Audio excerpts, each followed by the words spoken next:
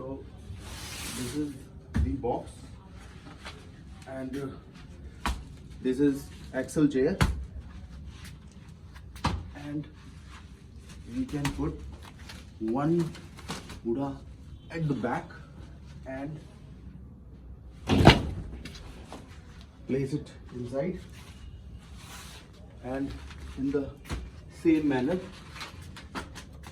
this also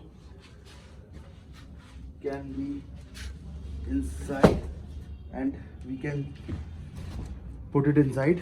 But before this, we can put one more Mudha at the bottom so that we can utilize box at the maximum level.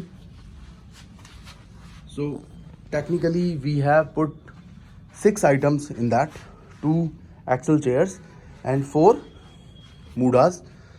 If at all we don't want to put Muddas, it will still occupy the same space.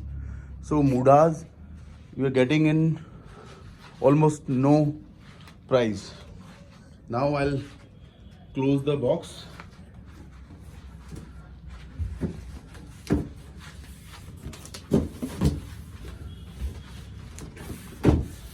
Now I can